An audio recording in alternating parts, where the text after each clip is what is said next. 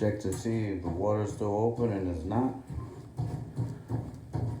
Try to make sure that when you're removing the diverter that the water that's coming in is turned off. So I shut off the valve, left and right, shut that off, the hot and the cold, remove the valve. Now